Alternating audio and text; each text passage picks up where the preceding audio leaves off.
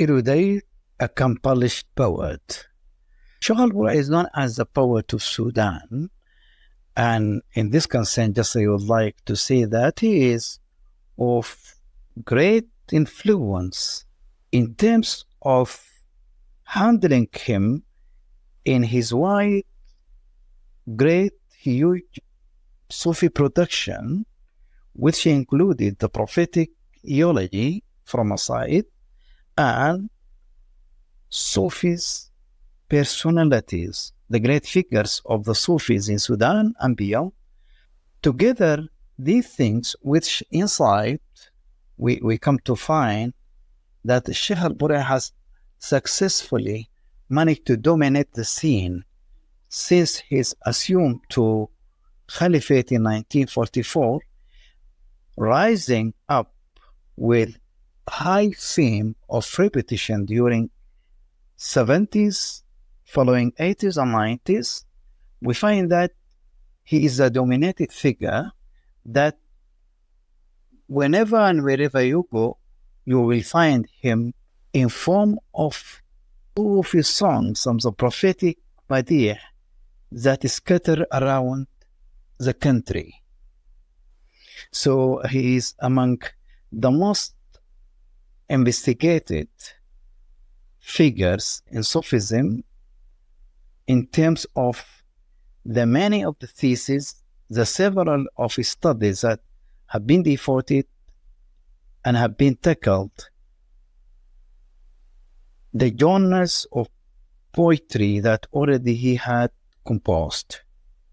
However, the area of investigation and studies that already targeted his poems, by the way, have been represented in the Islamic values and rights that already he has expressed in his several poems, in addition to his handling to the Sufi principles and the Sufi suluk, by the way. This is also were there whenever you come to listen or to read his poetry. And about the sources of his poetry, about Sheikh al-Burai, sources of poetry here, just would like to mention the Quran. And if you listen to him also, you will observe how Sheikh al-Burai successfully managed to quote and to support his the thematic meaning of the poem or the ode that he tried to deliver, how he managed successfully, by the way, to quote the Quran. Other source that Sheikh al-Burai has followed, by the way, in making up his poems is the prophetic Sunnah and Hadith. And also, it is very clear that you will come across and you will easily observe to some extent, or to great extent, that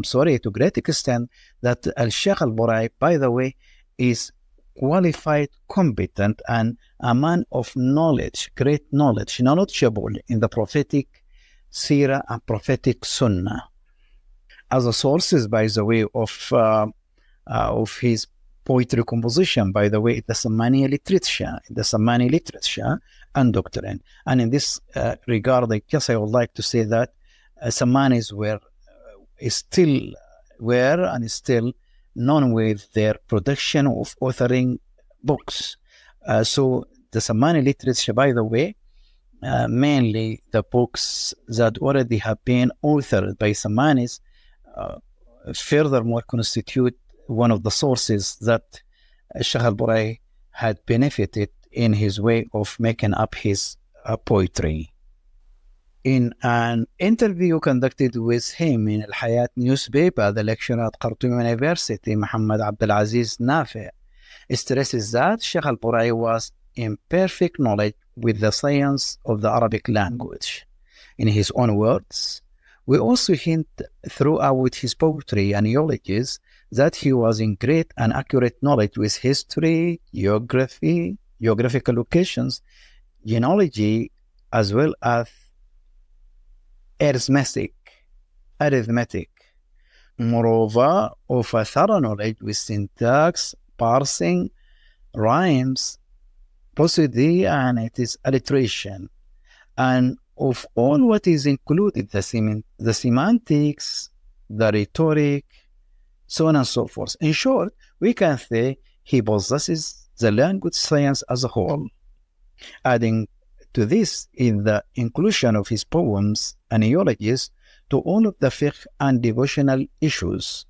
Adding to that, his perfect knowledge of the Sudanese dialects. In their book, Al-Burai Rajul al-Waqt, the man of his own time, Al-Buni, Latif Al-Buni and Abdul Latif Said have commented on the Sheikh contributions in changing the Madih musical style in his adaptation of traditional songs, melody, and rhythm. Such changes became artistically very attractive and appreciable to the youth, especially when listening to them from Awlad al-Burai, who are professional Madih group of performers established by their Sheikh personally to chant his Madih. Sheikh al-Burai used simple words in his poetry to teach people basic principles of Islamic religion, such were the views of Abdul Latif Al-Buni and Abdul Latif Said in their book Al-Burai Rajul al-Waqt, the man of his own time. From another side, the poetry of Sheikh al-Burai is widespread in all over Sudan. It is broadcasted from the radio and the television, published in press, in books, recorded in recording cassettes and videotapes. It has been performed by youth and elders with the traditional music instruments such as Nauba drum or tar tambourine, and sung also with the modern music instruments such as lute, violin, and guitar. And in this concern, just I would like to point out that Sheikh al-Burai was one of the first who utilized music as a tool that can be taken in performing Sufi and prophetic madih. This phenomenon could be attributed, according to Al-Buni and Said, to many reasons, such as the Sheikh chose current words for his poetry that could be understood by youth. He dealt with the topics in modern contexts. He chose poetry words that enable the admission of light music, half tune and a quarter tune. He gives his poetry the music of non-songs. Sometimes he chooses the music of a song before he composes the poetry or the poem. As I see it, the living phrase of Sheikh Ahmadu Bamba, 1853-1927, who said, "My writings are my true miracles," applies to what Sheikh al-Burai has left of the numerous poetic diwans in praise of the Prophet Muhammad, as well as the Islamic and Sufi teachings and figures, following the impact of the Sheikh poems inside as well outside the country, mainly the neighboring African countries. I can say that the great miracles of Sheikh al-Burai legacy is his poetic production. Abundantly praising a celebrated accomplished poet, Sheikh al-Burai has written the following diwans.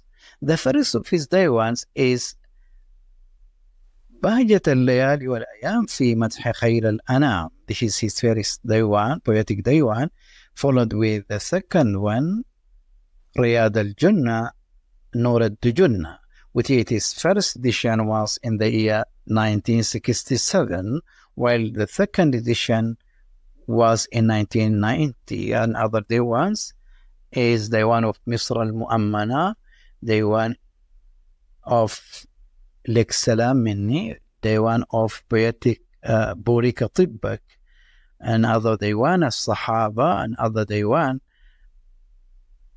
سيد حوازن, and الجوهر الأزنى, in addition to some others.